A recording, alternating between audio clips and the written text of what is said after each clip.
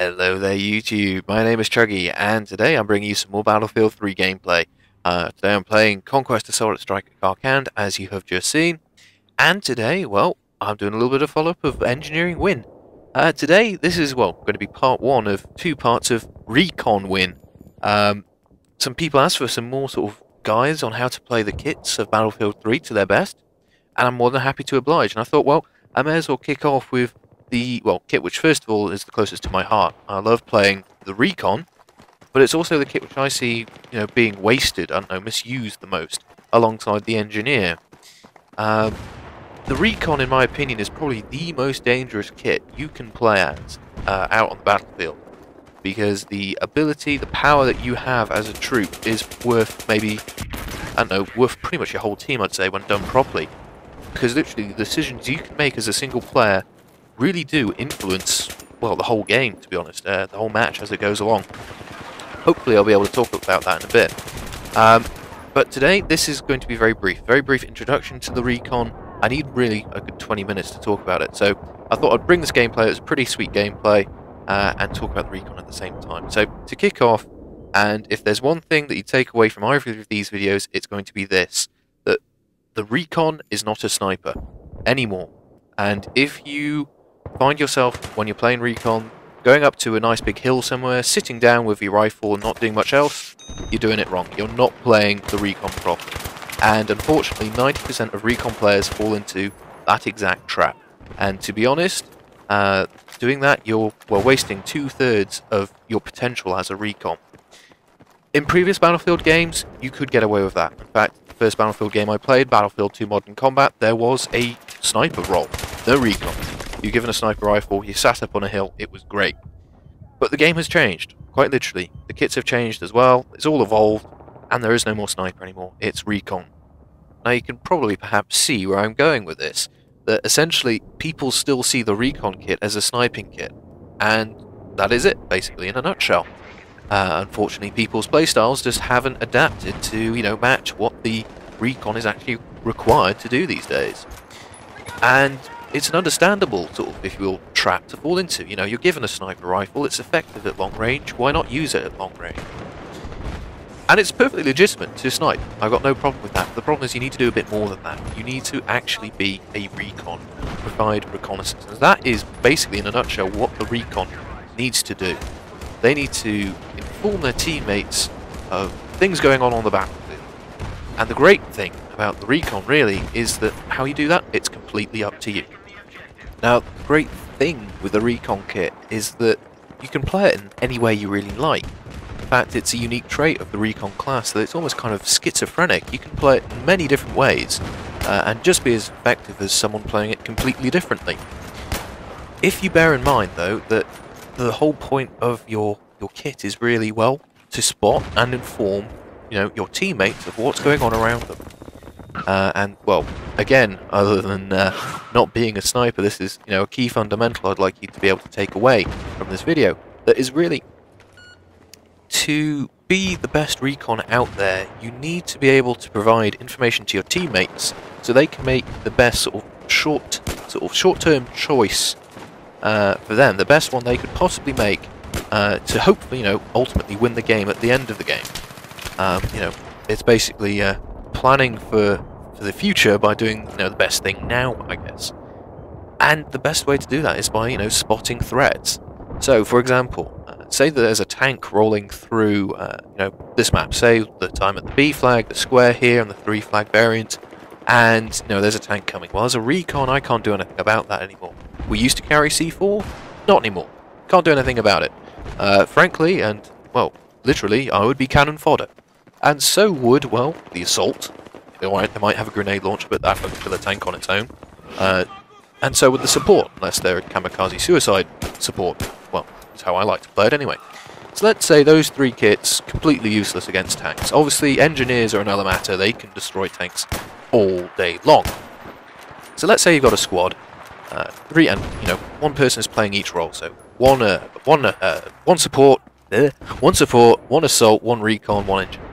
Well, hopefully, the 3 players who can't deal with the tank will go, I better not head into the square then, because that thing will kill me. Whereas the engineer will go, 3 points, I'll go and blow that thing up.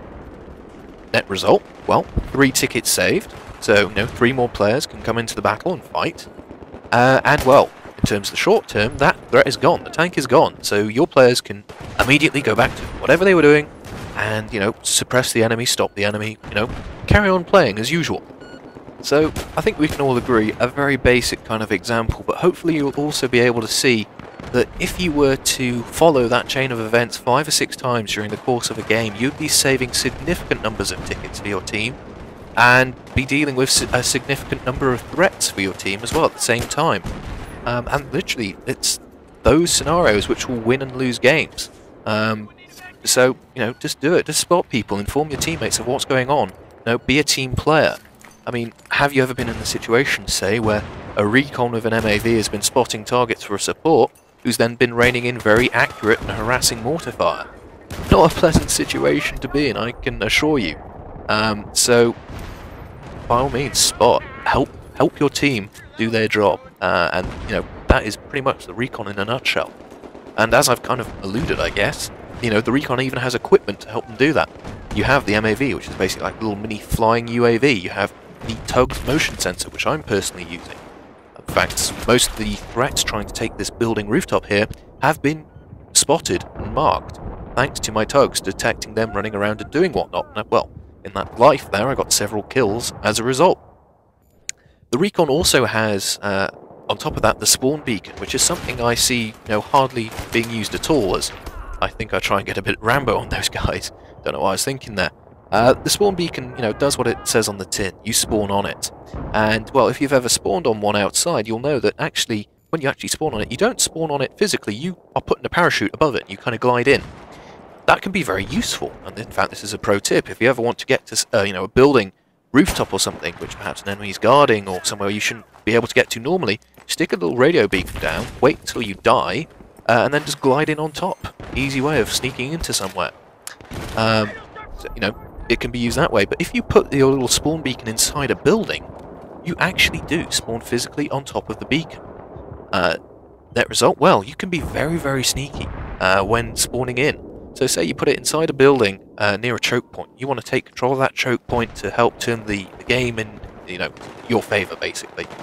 If you have people spawning on it and the enemy don't see parachutes coming in, they won't think that there's a spawn beacon there. So essentially you can get reinforcements to that area very quickly, and people won't realise what's going on until someone actually has to go and investigate. So a very powerful little tip there, and one to bear in mind when you're out there on the battlefield.